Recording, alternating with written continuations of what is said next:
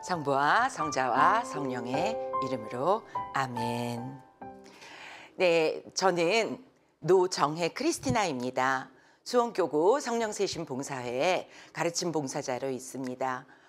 이 카톨릭 스튜디오에서 저에게 이렇게 카메라 앞에서 여러분들을 뵐 수 있는 이러한 영광스러운 기회를 주셔서 제가 너무나 황송한 마음으로 이렇게 오게 되었습니다.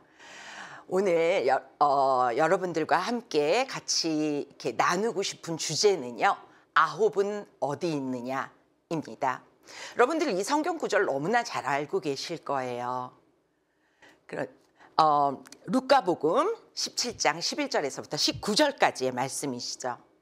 나병 환자 10사람을 예수님께서는 치유시켜 주십니다. 11장부터 제가 읽도록 하겠습니다. 예수님께서 예루살렘으로 가시는 길에 사마리아와 갈릴레아 사이를 지나가시게 되었다. 그분께서 어떤 마을에 들어가시는데 나병 환자 10사람이 그분께 마주 왔다. 그들은 멀찍이 서서 소리를 높여 말하였다. 예수님, 스승님, 저희에게 자비를 베풀어 주십시오. 예수님께서는 그들을 보시고 가서 사제들에게 너희 몸을 보여라 하고 이르셨다. 그들이 가는 동안 몸이 깨끗해졌다.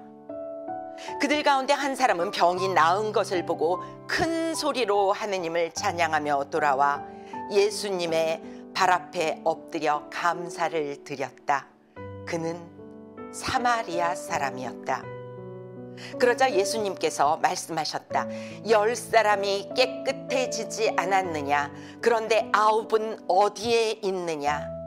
이 외국인 말고는 아무도 하느님께 영광을 드리러 돌아오지 않았단 말이냐? 이어서 그에게 이르셨다. 일어나 가거라. 내 믿음이 너를 구원하였다. 너무나 잘 아시는 내용이실 거예요. 10명의 나병 환자가 차마 예수님에게도 가까이 가지 못하고, 그때 나병 환자와 일반 사람들은 같이 만나면 안 되니까요. 멀찍이 서서 치유를 시켜달라고 그렇게 부탁을 했습니다. 그렇게 했을 때 예수님께서는 가서 바로 사제들에게 보이거라. 왜냐하면 나병 환자가 나았다라는 선언은 사제가 해줘야 되기 때문이죠. 그래서 사제에게 찾아갑니다. 그러나 가는 동안에 이미 나았습니다. 그럴 때 단 한 사람만이 예수님께 돌아와 하느님을 찬양하고 감사를 드렸다고 했습니다. 근데 그는 사마리아 사람이었습니다. 그때 당시 사마리아 사람이라는 사람들이 누굴까요? 이스라엘 변방에 유다교가 중심이 있던 때에 변방에 있으면서 혼혈 민족을 이루면서 이스라엘 정통파들에게는 저 사람들하고는 같이 못 지낼 사람들이야. 정말 우리는 상종을 하면 안 돼. 라고 그렇게 취급받던 사람들이었습니다. 하다못해 바빌론에서 유배가 되고 돌아왔을 때 사마리아 사람들이 우리도 그 성전을 짓는데 돈을 내겠다고 하니까 그것도 싫다고 그랬던 사람이에요. 그러니까 사마리아 사람은 그때 당시 이스라엘 사람들에게는 상종을 못할 인간이었습니다. 그런 사마리아 사람이 예수님께 감사를 드리러 옵니다. 그랬더니 그러니까 예수님은 정말 이스라엘 사람, 하느님을 정말 잘 아는 그런 사람들도 뭐 하고 있지? 라는 생각이 분명히 드셨을 것입니다. 그런데 이 외국인 말고는 아무도 없단 말이냐? 그리고 그에게 선언하신 선언문이 대단합니다. 일어나 가거라. 내 믿음이 너를 구원하였다. 이 사람이 한 것은 감사를 드리러 왔을 뿐입니다. 감사를 드리러 왔고 찬미를 드리러 왔습니다. 그랬더니 주님께서는 구원까지를 연결해 주십니다. 어떻게 생각하면 감사? 그런데 구원? 때에 따라서는 너무나 이렇게 멀찌감치 이렇게 막 단계를 막 너무 뛰어넘는 듯한 그런 인상을 줄 수도 있습니다. 그러나 그만큼 감사의 힘이 중요하다는 것입니다. 우리가 신앙생활을 할 때 우리가 뭐 열심히 성당에도 다니고 뭐 미사도 열심히 하고 봉사도 열심히 하는 것 같지만 때에 따라서는 우리가 우리의 모습을 너무나 부족한 우리의 모습을 알 때가 있습니다. 우리가 찔려 할 때가 많이 있습니다. 그러나 우리의 모습이 어떠한 사람이건 아니면은 저 사람 성당만 다녔지 무늬만 저렇지 저 사람 정말 아니야 라고 그렇게 판단을 받을 수도 있습니다. 그러나 어떠한 상황이든 간에 예수님께서는 사마리아 사람들에게 얘기를 하셨듯이 바로 내 믿음이 너를 구원하였다라고 말씀을 해 주실 것입니다. 성당에서 나를 손가락질하는 사람이 있더라도 우리는 주님께 감사합시다. 그럴 때 주님은 구원을 약속해 주십니다.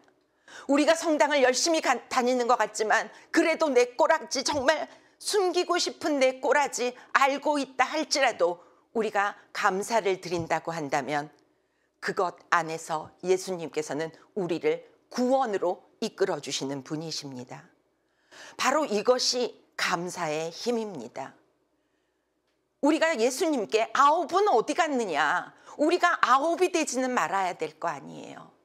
우리는 그 한 명이 되는 오로지 유일한 조건은 내가 사마리아 사람이냐 정식 이스라엘 사람으로 인정받느냐는 사람이 아니라 감사를 드리러 오는 사람일 줄로 믿습니다.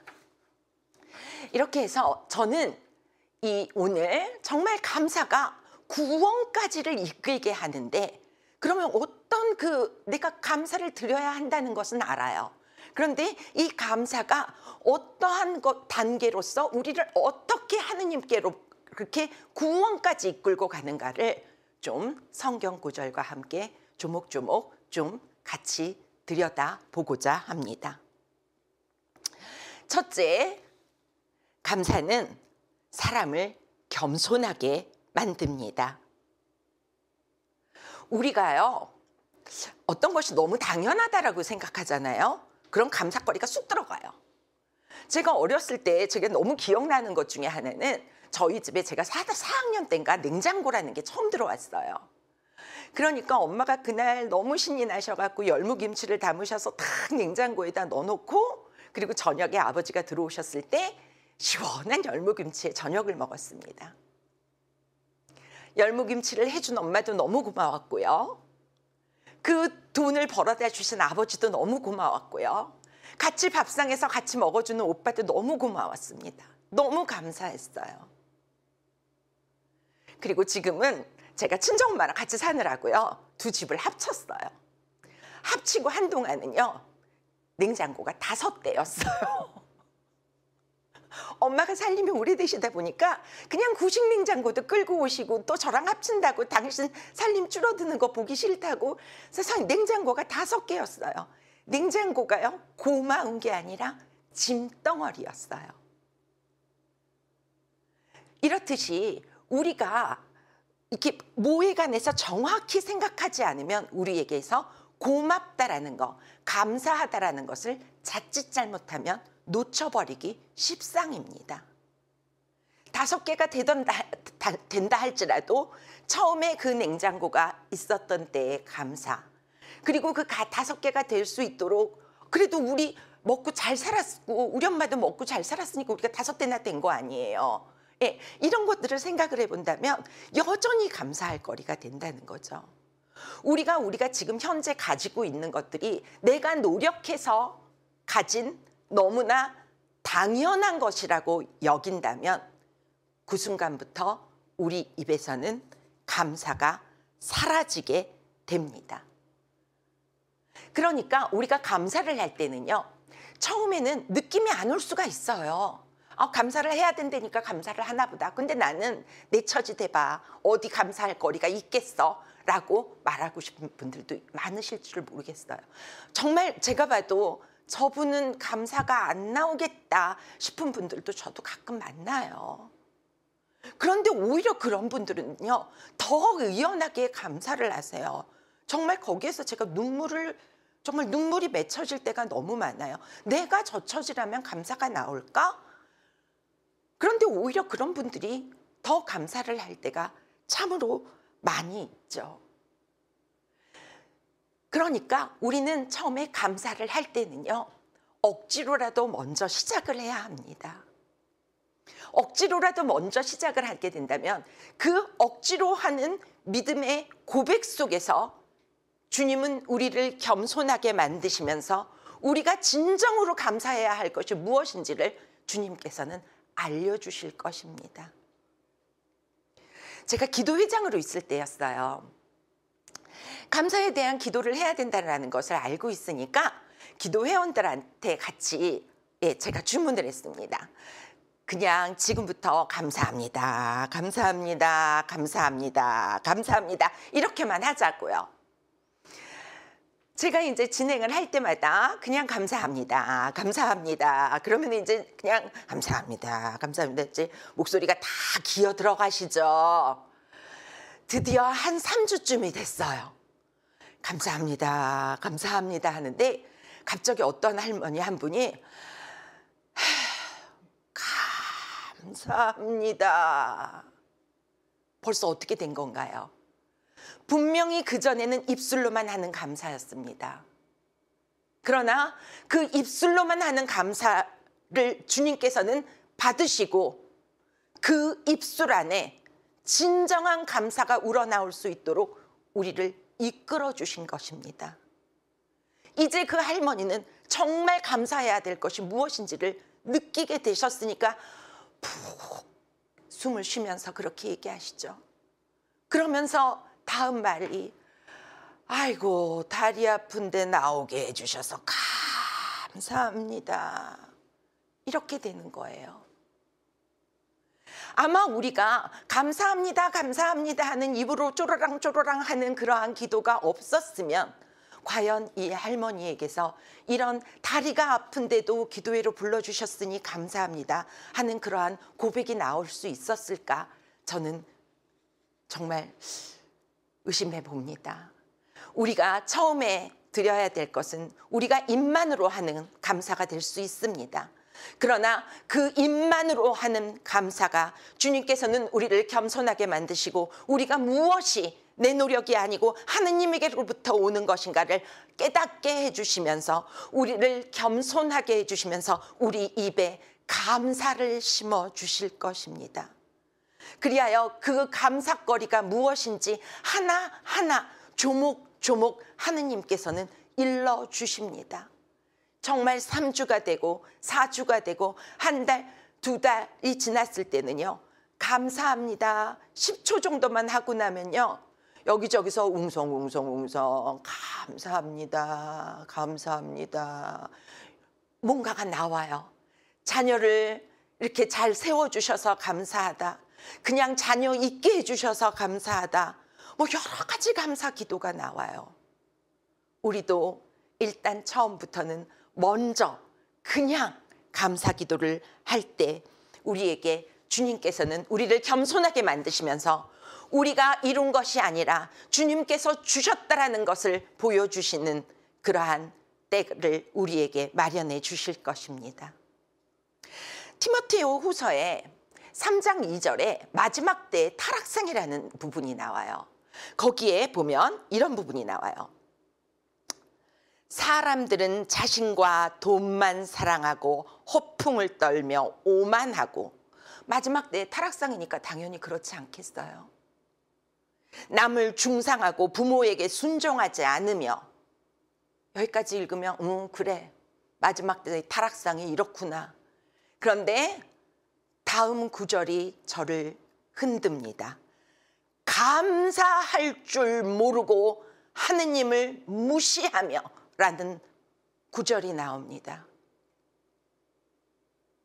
우리가 하느님께 감사할 줄 모른다라는 것은 하느님을 무시하는 일입니다. 하느님께서로부터 왔다라는 그것을 인정하지 않고 미처 바라보지 않기 때문에 감사할 거리가 없다는 거죠. 그게 주님께서 지적을 하시는 마지막 때의 타락상이 될 정도로 정말 끔찍한 현상이라는 겁니다. 지금 우리 입에 감사할 거리가 없습니까? 적어도 우리가 이렇게 마지막 때에 타락생의 모습이 되지는 않아야 될 거 아니에요? 그러기 위해서 여러분들 이런 강의도 들으시고 뭔가 노력을 해서 하나님께로 더 가까이 가시고자 이렇게 노력하시는 거잖아요. 적어도 우리가 마지막 때의 타락상의 모습으로 살지는 않아야 할 것 아니겠습니까? 그러려면 우리는 무엇이든 감사해야 합니다. 처음에 내 입에 감사할 거리가 생각나지 않더라도 입으로만이라도 감사를 시작할 때 주님께서는 심어 주실 것입니다. 두 번째입니다. 두 번째, 감사는 사람을 표현하게 만듭니다. 행동하게 만듭니다. 지혜서 16장 28절에 이런 부분이 나와요. 당신께 감사하기 위하여 해 뜨기 전에 일어나야 되고 동틀녘에 당신께 기도해야 합니다 하는 부분이 나와요. 우리는 그냥 감사를 할 때 그냥 하느님께 감사하지 뭐 라고 생각을 하기가 쉽습니다. 그런데 하느님은 우리가 감사를 할 때 뭔가 구체적으로 표현해 주시기를 원하십니다. 동틀녘에 일어나서 감사를 하기를 원하십니다. 그냥 마음속으로 내가 감사하면 되지 뭐가 아니라 정말 주님께 뭔가 구체적인 표현을 해주시기를 너무나 원하신다는 거죠. 모세오경의 말씀들을 이렇게 찬찬히 보면요, 하느님께서 얼마나 은총으로 그 이스라엘 민족들을 끄집어내 주셨는가를 다 밝혀주신 다음에요, 그 다음에 나오는 말씀이요, 하느님과의 관계를 어떻게 잘 유지를 해나가고 이렇게 끌어내 주셨던 하느님께 어떻게 감사를 해야 되는가를 상당히 구체적으로 내밀어 주십니다. 가끔 가다가 제 구절을 읽으면 뭐 이렇게까지 해야 돼? 라는 순간적으로 생각이 들 때가 많이 있습니다. 뭐 여기 구체적으로 한번 레위기 7장 12절을 읽어드릴게요. 감사의 뜻으로 친교의 제물을 바치려면 감사 제물에 누룩 없이 기름을 섞어 만든 과자와 누룩 없이 기름을 바른 붓구미와 고운 곡식 가루와 기름을 섞어서 과자처럼 반죽한 것들을 곁들여 바친다. 아니 그냥 붓구미와 뭐와를 바친다도 상당히 구체적인데요, 굉장히 어떠한 그 차례차례 단계 구체적인 모양 이런 것들까지 굉장히 지적해 주시는 모습을 볼 수 있습니다. 이 얘기는 뭘까요? 그냥 우리가 마음속에서 그냥 나오는 그냥 감사가 아니라 주님께서는 뭔가 구체적인 우리의 어떠한 표현을 얘기하시는 건 아닐까요? 제가 감사가 사람을 행동하게 만든다 그러면 제일 먼저 아마 머릿속에 띠리릭하게 떠오르는 거가 감사 헌금 많이 내라는 건가 보다라는 생각이 지나칠 수도 있을 겁니다. 물론 우리에게 있어서 돈이 굉장히 중요하다고 하면 그 돈을, 중요한 것을 주님께 바치는 거 너무나 중요하죠. 저는 반드시 그것만을 얘기하는 것이 아닙니다. 우리가 주님께 주님 감사하죠, 감사하고요 이런 것이 아니라 정말 감사드리기 위해서 새롭게 무릎을 꿇으시기를 바랍니다. 우리 자녀를 위해서 무릎을 꿇는 것이 아니라 감사를 하기 위해서 무릎을 꿇는 모습을 주님께서는 원하신다는 겁니다. 우리는 정말 자녀를 위해서, 가정을 위해서, 경제적인 것을 위해서, 몸이 아픈 것을 낫게 하기 위해서 무릎을 꿇습니다. 그러나 실제로 곰곰이 생각을 해보면 감사하기 위해서 무릎을 꿇을 때는 정말로 부족합니다. 주님은 이러한 모습을 우리에게 원하시는 것은 아닐까요? 우리가 기도했던 아니면 모든 성당에서의 어떠한 활동이든 이러한 모든 신앙생활 안에서, 행동할 수 있는 신앙생활 안에서 우리는 좀 더 구체적으로 주님께 감사해야 될 것을 바쳐야 할 것입니다. 제가 아는 얘기 중에 이런 얘기가 있어요. 어떤 경상도 형제님이 계셨어요. 경상도 형제님이 계셨는데 얼마나 무뚝뚝한지 경상도 형제님에 대한 그 악담들 아시잖아요. 뭐 자자, 반문, 아는 뭐 이런 거 있잖아요. 그래서 이런 분이셨대요. 그런데 그 자매님이 이제 말기암 환자가 되셨습니다.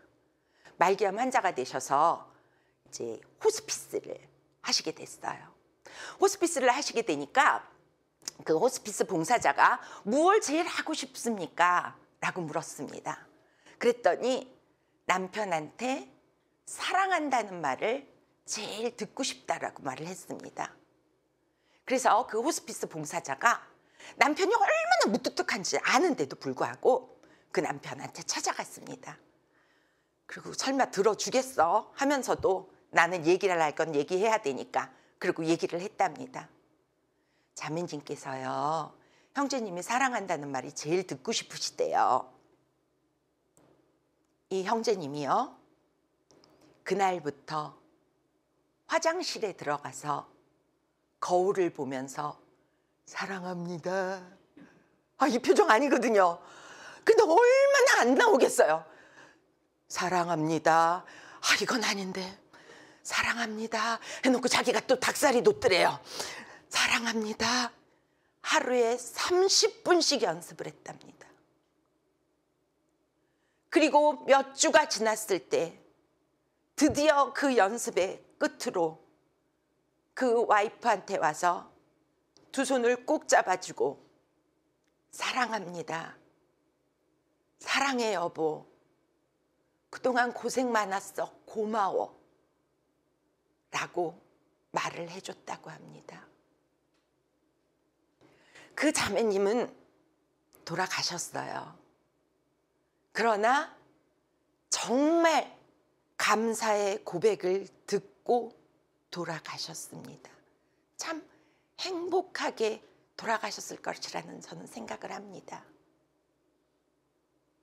그런데 이 자매님이 사랑한다라는 고백을 받는 것보다, 감사한다라는 고백을 받는 것보다 더 절절히 기다리시는 분이 바로 우리 하느님이십니다. 우리 하느님이 우리의 하느님 사랑합니다, 고맙습니다 하는 그 고백을 듣고 싶어 하십니다. 그러는데 왜 우리는 거울 보고 연습을 못해요?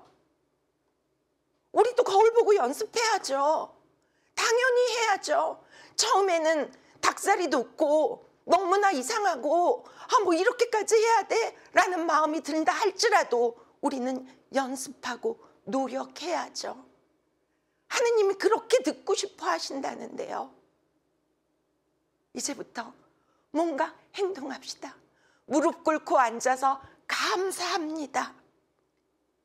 작은 고백부터 시작을 할 때 우리 입에 언젠가는 진심으로 주님 감사합니다 하면서 눈물을 흘리는 기도를 할 수 있는 날이 올 것이라 믿습니다. 여기 보면 제가 아까 읽어드린 복음에서도 보면요, 사마리아 사람이 그 감사하면서 가던 길을 간 것이 아닙니다.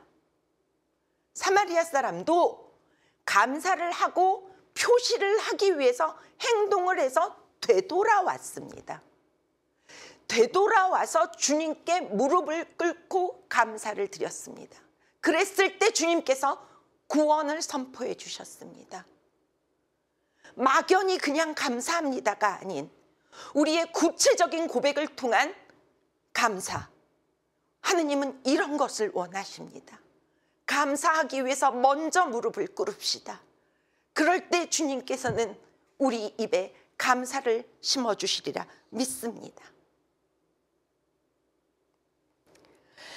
세 번째는 감사는 신앙을 성숙하게 만든다입니다. 우리가 하느님께로부터 받은 축복은 너무나 이루 말할 수 없이 많죠. 뭘 어디서부터 어떻게 해야 될지 모를 정도로 다 많죠. 정말 이 모든 것이죠. 그런데 하느님께 경배를 드리는 가장 최고급 단계가요, 토다이 신앙. 그야말로 그냥 주님이, 하느님이 내 주님이셔서 감사합니다 라고 합니다.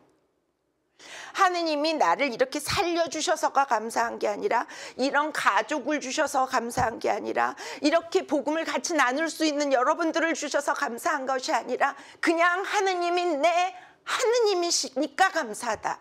이것이 가장 신앙의 높은 단계라고 합니다. 근데 이 감사가 바로 이러한 최고의 신앙이 바로 감사로부터 시작이 된다라는 것이죠.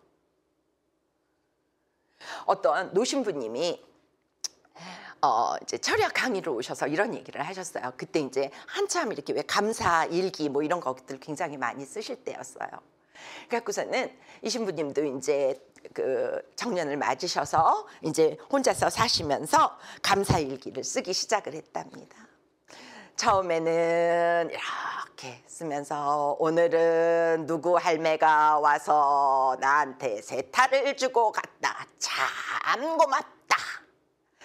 누구는 지난번 어떤 성당 총회장이 와서 밥 사주고 갔다. 참 고맙다. 이렇게 시작을 했답니다. 이렇게 가다가 드디어 몇 달, 3개월이 지나고 나서 자기 일기가 바뀌게 됩니다. 오늘은 날이 참 좋다. 참 고맙다. 그리고 1년이 다 돼갔을 때 주님 정말 그 감사일기 1년치에는 뭐라고 썼느냐면 하느님, 당신이 내 하느님이셔서 감사합니다 라고 쓰셨다고 해요. 그리고 나서는 이제는 감사일기를 쓰지 않고 다른 주제로 넘어갔습니다 라고 얘기를 하시더라고요. 우리는 처음에 감사를 할 때는 어떤 눈에 보이는 것들, 물질적인 것들로부터 먼저 감사를 하게 됩니다. 그리고 그 다음에는 좀 눈에 보이지 않는 날씨, 여러 가지 것들을 감사를 하게 됩니다. 그러나 정말 최종으로 감사를 드려야 하는 것은 바로 그냥 주님이 내 주님이셔서 감사합니다입니다. 그 유명한 갑자기 누구죠? 유명한 소설가가 있죠. 아들이 죽었을 때 하느님은 어딜 계셨냐고 때려 부수고 난리를 쳤던. 예. 그런데 나중에 그분이 이제 책을 쓰셨죠. 그랬을 때 어떻게 그 시절을 이겨내셨습니까? 그랬더니 그분께서 하신 말씀이 있어요. 그 어렵던 시절에 아들을 잃어버리고 너무나 남편도 죽고 얼마 안 돼서 아들까지 잃어버린 그랬을 때 그 시절에 나에게 악다구니를 쓸 하느님마저 없었다면 저는 어떻게 될 줄 모르겠습니다 라고 고백을 합니다. 그냥 내게 악다구니를 쓸 하느님이 계신 것 그 자체를 우리는 감사해야 합니다. 저는 가끔 이렇게 신앙이 없는 사람들이 고통을 당하는 걸 보면 너무 안타까울 때가 있어요. 저 사람은 어떡하지? 하느님 어떻게 해주세요라고 붙잡을 그것마저 없으면 저 사람 저 고비를 어떻게 넘기지? 라고 생각이 들 때가 참 많아요. 우리는 그럴 때 붙잡을 하느님이 계시잖아요. 또 우리를 대신해서 기도해 줄 성모님이 또 우리와 함께 계시잖아요. 우리는 이렇게 감사를 물질적인 것에서부터 시작했다 할지라도 그 단계를 넘어서는 신앙의 성숙을 주님께서는 이루어 주실 것입니다. 여기서 제 얘기를 잠시 좀 할게요. 좀 잘난 체를 할 테니까 좀 용서를 해주시기 바랍니다. 저는 굉장히 좀 열심인 이렇게 그런 신자였었어요.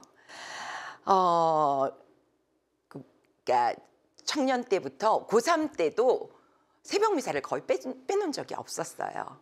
예, 그럴 정도로 굉장히 열심히 나름 신앙생활을 그렇게 했었습니다. 저희 엄마도 워낙 열심히셨고요. 예, 그렇게 했는데 이제 그리고 저는 대학을 이제 대학원까지를 졸업을 하고 미국으로 유학을 가게 됐습니다. 미국으로 그런데 유학을 가기 전에 또 유학생인 남편과 만나서 그렇게 해서 이제 같이 유학을 가게 됐어요. 유학을 갔는데 몇 년 동안이 지나도 애가 생기지 않는 거예요. 거기서도 굉장히 신앙생활은 열심히 했습니다. 거기에 이제 한인 공동체 같은, 이제 한국 신부님은 안 계셨지만 한인 공동체 같은 곳에서 이렇게 회장 같은 것도 하고요. 신랑이 하면 또 저는 주일학교 아가들 모아가지고 주일학교 선생님도 하고 뭐 이런 것들 정말 열심히 했어요. 뭐 새벽마다 묵주기도 모임, 점심 때는 뭐 브라운백 모임이라 그래요. 이 샌드위치 싸갔던 그거, 그러면서 그 샌드위치 먹으면서 성경 공부하는 거 뭐 이렇게 되게 열심히 했어요. 그리고 저희 집에 아기가 없다라는 것을 아니까 정말 많은 사람들이 저를 위해서 기도를 해주는 거예요. 제가 기도를 하겠다 그러면 거기 가줄게. 그러면서 와가지고 기도를 운전을 30분씩 하고 가서 기도를 매일매일 할 정도로 그렇게 너무너무 열심히 기도를 했어요. 아니 그런데 어떤 없으신 분들은 누뚱이가 생기고 완전히 포기를 했던 사람은 생기는데 저는 안 생기는 거예요. 그래서 정말 너무 힘이 들었습니다. 그런데 어느 날 하느님은 저를 깨우쳐 주시는 일이 있으셨습니다.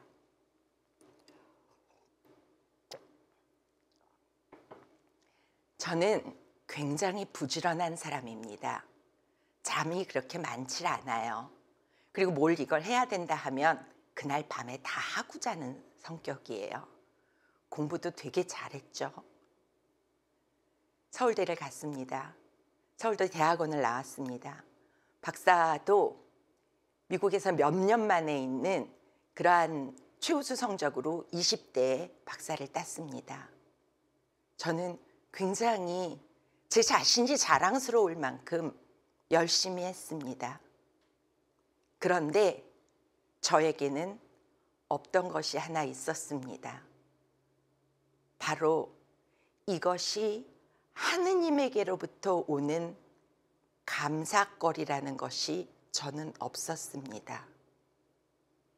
저는 제가 굉장히 노력을 하는 사람이기 때문에 뭔가 안 풀리는 사람, 뭐가 잘 안 되는 사람을 보면 마음속으로 기도해 줄게 라고는 말을 하지만 마음속으로는 너 나만큼 해봤어? 너 새벽에 그렇게 기도하면서 해봤어? 나는 기도도 하고 노력도 했어 라는 은근한 잣대가 제 마음속에는 있었습니다. 이것이 얼마나 교만한 것이라는 것을 주님께서는 어느 날 떵 하고 알려주시는 거예요. 너무나 놀랐습니다. 정말 저는 제 노력으로 열심히 한 줄 알았는데 하느님이 아니라고 말씀하시는 것 같았어요. 그러고서는 돌아다 보니까 정말 내가 나의 노력으로 얻었다라고 생각했던 이러한 모든 것들이 하느님께서 주신 것이라는 그러한 것이 떠오르게 됐습니다. 그때부터 저는 기도가 바뀌었습니다. 하느님 감사합니다. 하느님 감사합니다. 저에게 있어서 내 뜻대로 안 되는 생명이라는 것을, 제 뜻대로 안 된다는 것을 보여주시면서 저에게 이 교만함을 보여주신 하느님 감사합니다. 기도가 완전히 바뀌게 됐어요. 아이가 없는 것도 이것이 구원에, 그래도 내가 성당 생활 열심히 하고 기도 생활 열심히 하니까 너 똑바로 살아, 정말 너가 정말 잘못하고 있는 건 이거야 라는 걸 알려주시기 위해서 나를 이렇게 끌어주셨구나 생각하니까 너무 감사가 됐어요. 그전에는 그저 하느님 주세요 주세요 우리도 해주세요 였던 기도가 하느님 감사합니다로 바뀌게 되었습니다. 물론 마지막에는 하느님 그래도 주세요 라고 이렇게 바뀌었지만, 그래도 주세요, 우리 그래도 해주세요 이렇게 바뀌게 됐지만, 저는 그러한 것들을 통해서 감사를 시작을 하게 됐습니다. 그런데 정말 신기한 이상한 일이죠. 제가 이제 귀국을 해서 이제 한국에 딱 들어왔더니 저희 성당에서 성령 세미나를 하게 됐어요. 저희 엄마가 이제 그러니까 성령 기도회 회장이셨기 때문에 그냥 엄마에게 효도하는 마음으로 성령 세미나를 들어갔어요. 들어갔는데 그냥 뭐 느낌도 없이 이제 그러고서는 있었어요. 끝나고 몹시 추웠던 것만 기억이 나요, 저는. 그리고 제가 악관절이어서 랄랄랄라를 하고 났는데 다음날 턱이 이렇게 부을 정도로 턱만 아팠어요, 저는. 그냥 끝났다 그러고서 박수치고 끝났습니다. 엄마한테 효도했다 하고 끝났습니다. 그런데 몇 주가 지나고 제가 아이를 가졌습니다. 너무 믿기지가 않더라고요. 믿기지가 않더라고요. 그리고 정말 무사히 어려운 시절을 다 넘기고 드디어 아이를 낳게 됐습니다. 앞을 봐도 감사, 옆을 봐도 감사, 뒤를 봐도 감사, 1초 후에도 감사, 2초 후에도 감사, 감사 노래를 부르고 다녔죠. 그런데요, 사람은 얼마나 감사한지 몰라요. 그 애가 100일 때쯤 되니까요, 애 데리고 성당 가는 거 힘들고요. 그러니까 또 이제 직장 생활을 하다 보니까 직장 생활도 그때 이제 막 저에게 이제 새롭게 거는 어떠한 기대 이런 것들 때문에 그거에 부합도 해야 되니까 너무너무 바쁘다 보니까 조금 뭐라 그럴까요? 좀 하느님이 좀 등한시된다 그럴까요? 좀 이렇게 우선순위가 밀린다 그럴까요? 우리 애보다 뭔지 이렇게 하느님에 대한 우선순위가 조금씩 밀리는 게 느껴졌어요. 하루는 그래도 꾸벅꾸벅 졸면서 이러고 있었습니다. 근데 그날 낮에 저희 엄마가 저희 집에 오셨어요. 낮에 집에 오셔서 저희 엄마가 계시던 성당이 분당을 했어요. 찢어지면서 저희 엄마는 쬐끄만 성당의 회장이 되신 거예요. 근데 이 쬐끄만한 성당에 봉사자가 없어가지고 찬미자가 없어서 난리를 치고 있는 상황이었어요. 그런 상황인데 엄마가 오셔서 야, 너 옛날에 기타 쳤잖아. 제가 청년 때 그런 거 되게 많이 했거든요. 기타 치고 뭐 어떤 커뮤니티 가서 장애인 커뮤니티 가서 기타로 반주해주고 이런 거 되게 많이 했었거든요. 그러니까 야, 너 했었잖아. 그러니까 와서 기타 치고 봉사 좀 해줘. 그러는 거예요. 제가 눈을 이만하게 뜨고 엄마, 지금 내가 애가 100일이야. 남들은 하던 봉사도 그만두라 그럴 판에 엄마는 제정신이야? 나한테 봉사를 하라 그러게 이 깐난쟁이를 두고 제가 그랬어요. 그랬더니 그래도 생각을 해봐. 그러면서 찬미책을 위에다가 딱 성모님 밑에다가 두고 가셨어요. 그날 밤에 묵주기도를 하면서 꾸벅꾸벅 졸면서 묵주기도를 하고 있는데 성모님의 말씀이셨는지 제 마음속에 울림인지 딱 그거 하는 순간에 너는 100일도 안 돼서 이러면 10년도 안 가서 배교도 하겠다? 이런 울림이 드는 거예요. 이게 누가 한 소리지?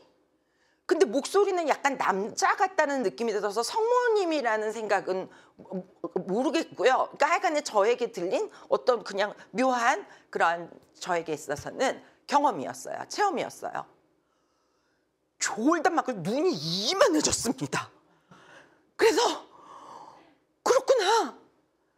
내 입에서 감사가 없어지면 나는 10년도 안 돼서 배교도 할 인간이구나.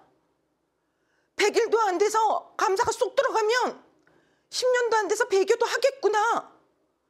정말 난 큰일 난 사람이구나. 막 이런 생각이 드는 거예요. 이러면 안 되겠다. 그러자 정말 엄마가 두고 가신 그 찬미책이 보였어요. 찬미책을 이렇게 들었습니다. 다행히 청년 때 했던 봉사가 워낙 여러 가지였기에 이렇게 보니까 70, 80%를 아는 곡이더라고요. 그래서 그 밤중에 엄마한테 전화를 했습니다. 엄마, 나 그 봉사 할게. 엄마가 차단 말고 뭐? 그래, 알았어. 그때부터 저의 봉사가 시작이 됐던 겁니다. 그런데 이렇게 시작됐던 봉사가요, 주님께서는 저를 정말 성숙시켜 주셨습니다. 저는 그냥 주님께 그냥 내가 할 수 있는 거는 찬미고 지금 찬미자가 필요하다니까 기타 쳐주지 뭐, 노래해 주지 뭐 이런 마음으로 저를 위주로 한 그러한 봉사였음에도 불구하고 주님은 저를 성숙시켜 주셨습니다. 멘트를 해야 되니까 성경을 다시 보게 해주셨습니다. 그러다 보니까 회장을 시켜서 기도를 해야 하니 성경을 다시 듣게 되었습니다. 기도가 힘차게 나가려면 성경 구절이 외워져야 힘차게 나가니 외우려고 노력을 했습니다. 이런 단계를 통해서 주님은 저를 끊임없이 성장시켜 주시는 것을 저는 느낄 수가 있었습니다. 감사는 우리를 성숙하게 합니다. 우리가 처음에는 물질적인 것에서부터 감사할 수 있습니다. 또 어떤 분들은 네가 내 처지 돼봐라 감사할 거리 있나 라고 말씀하시는 분들도 있을 수도 있습니다. 그분들은 지금 당장 눈에 보이는 감사거리가 정말 너무 죄송하지만 너무 잘 안 보이시는 분들도 있을 수 있습니다. 그러나 그러한 상황이건 어떠한 상황이건 주님께 감사를 계속적으로 드릴 때 주님은 우리를 성숙시켜 주십니다. 정말 주님 안 주셨어도 상관없습니다. 주님이 그냥 제 주님이셔서 감사합니다. 저와 함께 있어서 감사합니다 하는 그러한 고백이 우리 입술에서도 나올 수 있으리라 믿습니다. 네 번째는 감사는 감사로서 응답을 한다입니다. 제가 굉장히 좋아하는 구절이 있어요. 집회서서 51장 11절의 말씀입니다. 저는 당신의 이름을 끊임없이 찬미하고 감사의 노래를 읊었습니다. 그러자 제 기도를 들어주셨습니다. 그냥 감사의 기도를 했을 뿐인데요, 기도를 들어주셨다라고 말씀을 하십니다.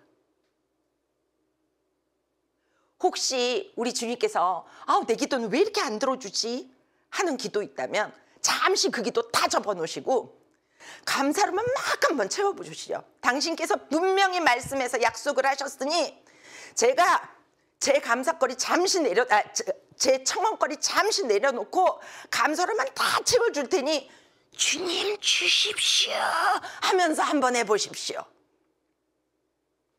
말씀에도 나와 있지 않습니까? 이렇게 감사의 노래를 읊었더니 제 기도를 들어주셨습니다 했습니다. 우리가 혹시 정말 기도하는 것들이 뭐가 안 들어질 때 내가 감사가 충분하지 않았나 보다 하고 감사부터 먼저 돌아보는 우리의 삶이 됐으면 정말 좋겠습니다. 그 유명한 얘기 있잖아요. 그 찰스 스펄전의 얘기요. 왜 별빛에 감사했더니 달빛을 주고 달빛에 감사했더니 햇빛을 주시고 햇빛에 감사하는 자에게 영원히 지지 않는 주님의 은혜의 빛을 주셨다. 이런 말이 있잖아요. 이런 말처럼 정말 감사는 새로운 감사거리를 이끌어낸다라고 하는 것입니다. 여기서 제가 제 얘기를 또 한 번만 조금 더 할게요. 제가 이제 기도회 회장으로 있을 때요. 근데 저는 그 회장이 되기 전에는 제가 찬미자라고 생각을 했지 제가 무슨 장을 한다라고는 생각을 안 하고 있었어요. 그냥 나는 찬미자야. 뭐 이렇게로만 늘 그리고 그런 자리만 좋아하면서 그러고 있었어요. 그런데 세상에 갔더니 제가 그냥 짜고 쳤는지 저를 그냥 회장으로 몰기를 이번 해에는 크리스티나를 골탕을 먹이자 했는지 저를 회장으로 뽑으신 거예요. 기가 너무 막히더라고요. 그런데 그때가 제가 어떤 때냐면요. 제가 그렇게 해서 이제 아이를 낳았잖아요. 그 아이가 연년생 딸이었거든요. 예, 하느님이 그렇게 그냥 연년생으로 주셨거든요. 그래서는 근데 그 아이가 그 위에 애가 고3이 되던 때였어요. 그 회장의 임기가 2년이에요. 그러면 나는 한 명 고3이 엄마 해야 되고요. 그 다음 해 고3이 엄마를 하면 회장 임기가 끝나요. 그래서 제가 봉사자들한테 막 화를 냈습니다. 길 가던 순경도 고3 엄마는 안 건드린다는데 어떻게 고3 엄마한테 회장을 하라 그럴 수가 있냐고. 회장님 생각해 보시라고. 딴 사람 세우시라고. 나는 아니라고. 그랬더니 전 회장님이 오셔서 귀에다가 회장하면 애 대학 잘 가. 그러시는 거예요. 그 말에 팔랑팔랑 해서 네, 그럼 회장할게요. 그리고서 회장을 했습니다. 그러니 얼마나 제가 아이를 위해서 정말 기도 많이 했겠어요. 더구나 저는 직장에 있다라는 그런 걸로 저희 아이에게 아침을 제대로 못 먹이고 보낼 때가 많았거든요. 그러면서도 아침은 꼭 먹고 가라고. 내가 안 차려줘도 너희는 꼭 먹고 가야 돼요. 그래서 시리얼이라도 먹고 가라고 얼마나 잔소리를 어릴 때부터 많이 했는지 몰라요. 예, 그렇게 자란 애들이어가지고요. 고3이 돼서 그래 내가 엄마가 뭐 해줄까 그랬더니요. 고3이가 딱 하는 말이 엄마 나 1년 동안 엄마 밥 먹고 학교 다니고 싶어 그러더라고요. 그래서 저에게 고3이 엄마가 숙제가 떨어졌습니다. 1년 동안을 아침밥을 헤매겨야 된다는 숙제가 떨어졌습니다. 그래서 죽었구나. 이제 그러고 있는데 그 회장이 된 거예요. 그러려면 저는 어떻게 해야 되냐면요. 새벽 5시에 일어나서 뭔가를 조금 해놓고 더구나 고3이잖아요. 새벽 미사는 가야 될 거 아니에요. 새벽 미사를 갑니다. 갔다 와서 밥 차려주고 정신없이 그러고서는 애 보내고 뭔가 해놓고 그리고 저도 직장으로 출근합니다. 또 그에 따라 어떻게 그렇게 봉사할 거리가 많은지 일주일에 3일, 4일을 갔거든요. 하루 정도 딱 빼놓고서는 다 봉사였었어요. 그러면은 정말 저녁은 차 안에서 빵으로 먹는 게 대부분이었어요. 그리고서는 봉사를 해서 밤에 들어옵니다. 지친 몸으로 들어옵니다. 그러면 다음날 아침밥 준비 대충 해놓고 자고 일어나서 어떨 때는 또는 이제 저는 국가연구소에 있었기 때문에 또 저의 프로젝트가 있어요. 6시까지 딱 못 끝낼 일들이 되게 많이 있었어요. 그러면 어떨 때는요. 정말 창피하지만 저 수희 아저씨랑 친구였어요. 왜냐? 봉사 끝내고 남들은 퇴근하고 아무도 없을 때 봉사 끝내고 수희 아저씨 문 열어주세요. 거기 국가 뭐 무슨 기관이기 때문에 함부로 문을 안 열어주거든요. 그래서 그러면 그 아저씨가 처음에는 몇 달 동안은 싸웠어요. 이러고 열어줬어요. 예, 그럴 정도로 저는 유명했어요. 근데 그래도 이게 그러니까 그 몸으로 해야 되고 연구를 해야 되는 실험을 해야 되는 연구가 또 많았기 때문에 어떨 때는 직접 그 자리를 가서 해야 할 수밖에 없는 연구도 있었거든요. 그러면 어떨 땐 2시, 3시 넘어서 집에 옵니다. 그럼 정말 한두 시간을 자고 그렇게를 했어요. 그리고도 본당을 회장을 했어요. 어떤 마음이 드냐? 내가 이쯤 하면 하느님이 돌봐 주시겠지. 지성이면 감천이라는데 이런 마음으로 그러면서 그래도 기쁜 마음으로 그러고 했습니다. 웬걸요?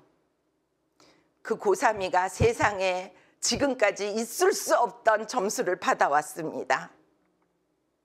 뭐 어디를 늘 수가 없게 그러니까 걔가 자기 스스로한테 도저히 안 되는 그러니까 왜 점수로 인지가 요만한데 자기가 요만큼을 받아온 게 아니라 완전히 자기 생각하기에는 이건 있을 수도 없는 일이라는 자기 기준에 이렇게가 됐나 봐요. 갖고서는 그냥 정시 어디라도 넣어보자. 뭐 없대요. 안 한대요. 죽어도 안 한대요. 그리고 난 재수할 거야. 이러는 거예요. 기가 꽉 막히더라고요. 근데 저한테 제일 먼저 든 걱정이 뭐였냐면요. 저는 저희 주위 사람들한테 저 고3이 엄마라는 거 소문냈거든요. 같이 기도해달라고 소문을 냈거든요. 그러자 우리 기도에 고3이 엄마들이 은근히 왔거든요. 우리 고3이 회장 딸부터 망했대. 이 얘기 나오면 우리 기도회 망할까 봐. 그것부터가 제일 걱정이 되더라고요. 정말 정말 힘들었습니다. 그런데 또 어떻게 해요? 그런 하느님한테 따지고 저 이렇게 열심히 했잖아요. 이렇게 열심히 했는데 하느님 어떻게 이럴 수가 있어요? 그러면서 따졌습니다. 그러면서도요, 저는 또 감사기도는 또 100일을 또 넣었어요. 그래서 감사미사는 또 넣어놨기 때문에 또 가는 거예요. 죽어도 대학은 안 가고 재수를 하겠다는 애를 위해서도 감사는 미사는. 그런데 마음이 안 되니까요. 어떨 때는 지하 주차장에서 울었어요. 막 울었어요. 저 미사 정말 감사 미사는 못 드리겠어요. 막 이러면서 울었어요. 하나님 저한테 좀 감사할 거를 요만큼이라도 좀 주셔야지 제가 감사를 하죠. 그러면서 울었어요. 그러면서도 시간 되면 복음까지 끝나면 영성체 못하지? 그러고 올라가고 막 이러면서 신앙생활을 했습니다.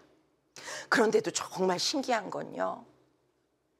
기도회는 안 망하게 하시더라고요. 정말 대학 잘 간 고3이 엄마들 내 복이 미안해서 못 오는 엄마들 한두 명 있기는 했지만은 아이고 그래 저 어려운 처지에 회장도 망했대는데도 저 눈물로 같이 기도하는 회장도 있다 하면서 또 오히려 어려움에 처하신 분들이 하느님께서 기도를 안 해주신다라고 생각해서 답답해 하셨던 분들이 또 오시더라고요. 그런 과정을 통해서 저는 다시금 감사를 회복하게 되었습니다. 그리고 그 감사미사가 100일 때쯤 됐을 때 제가 우연히 어떤 한 신부님한테 신부님 저희 애가 재수학원에 들어갔는데요. 기숙학원을 들어갔더니 미사를 못해요. 어떡할까요? 데리고 나올까요? 분명히 처음에 거기서 데리고 가도 된다고 일요일 아침 새벽에 데리고 가도 된다 그래서 보냈는데 지금 와서 안 된대요. 데리고 나올까요? 그랬더니 군대도 못 가는데 관면해 드릴게요. 그러시더라고요. 그러면서 제가 일주일에 한 번씩 시간 될 때 가겠습니다. 그 신부님이요. 정말 바쁘신 분이 1년 동안을 그 재수학원에 오셨어요. 첫 미사가 있던 날 40명의 학생들이 왔어요. 그중에서 진짜 신자는요. 진짜 신자는 6명. 나머지는요. 우리 이모가 성당 다녀요. 저 어렸을 때 성당 다녀봤거든요. 뭐 누가 성당 다녀요. 한 다리 두 다리 건너서 성당 다녀요. 이 시간에 오면 좋을 수 있대서 왔어요. 이러면서 40명이 채워졌어요. 그리고 거기에서 13명이 영세를 받았습니다.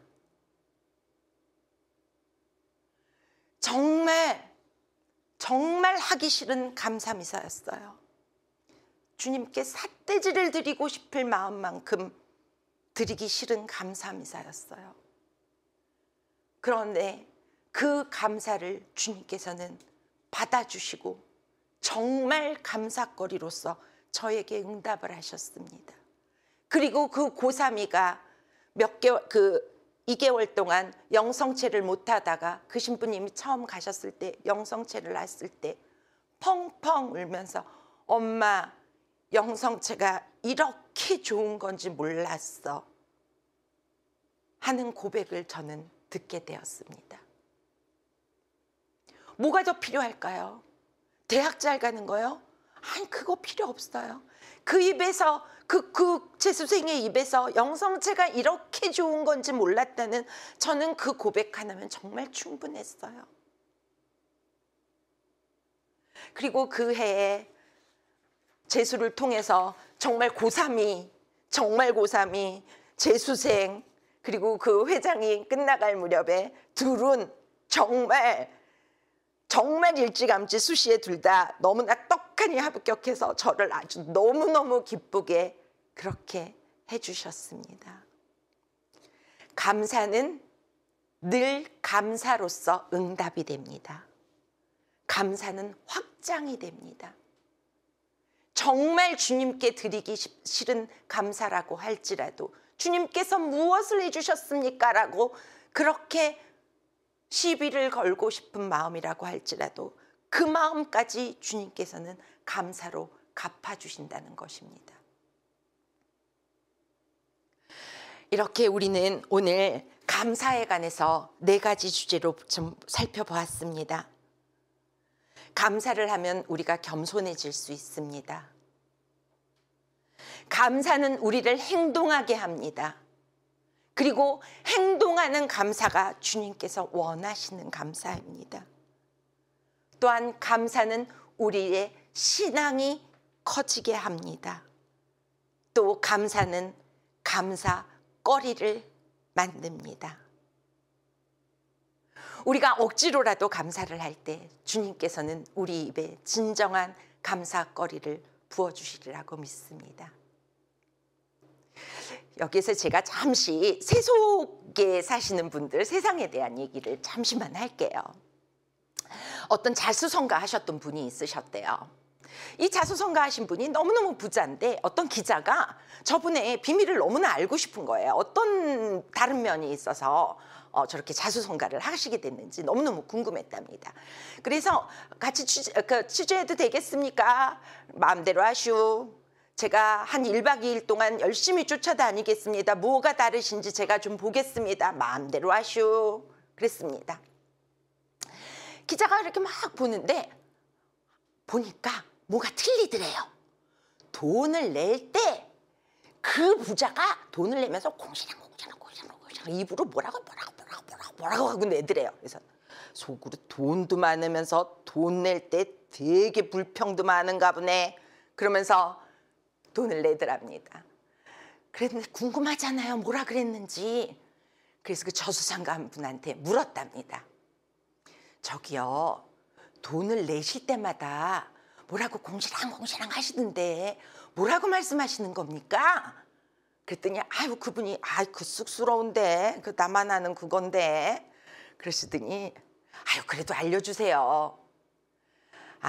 내가 하는 말은 신사임당님, 세종대왕님 아시죠? 신사임당님, 세종대왕님 그동안 저와 함께 해주셔서 감사합니다. 이제 바깥 세상 가서 잘 노시고 또 저한테 오십시오 하고 가신데 돌려보낸다고 그렇게 얘기를 하시는 거예요.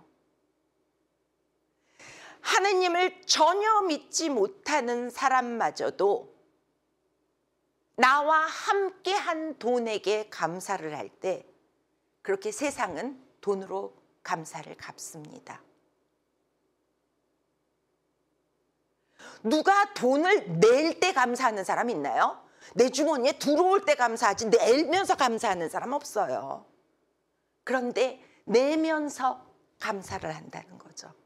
심사임당님, 나와 함께 해주셔서 감사합니다. 이렇게 물론 이 예화는 하느님이 전혀 없는 예화입니다. 그러나 이렇게 세상 사람들도 이렇게 감사를 할 때 뭔가 감사거리가 또 쌓이게 만드는데 하물며 하느님의 자녀인 우리가 하느님에게로부터 감사를 드릴 때 우리가 돈을 내야 하는 상황이든 아파야 하는 상황이든 나만 뺏어 먹겠다고 달려드는 사람이 있는 상황이든 우리 자식이 잘못되는 상황이든 어떠한 상황이든 내 돈이 밖으로 나가는 상황일 때도 감사를 드릴 때 주님은 우리에게 진정한 감사거리를 주시리라 믿습니다. 긴 말씀 같이 함께 해주셔서 진심으로 감사드립니다. 성경과 함께하는 이러한 감사의 힘들 여러분들 기억하시고 행동하시고 늘 입술로만이라도 시작하는 감사를 무릎 꿇고 지금 당장부터라도 감사하시기 바랍니다. 그리고 또 감사하는 표현한다 그랬죠. 구독, 좋아요 꼭 눌러주시면서 이런 감사거리를 표현해 주시기 바랍니다. 감사합니다.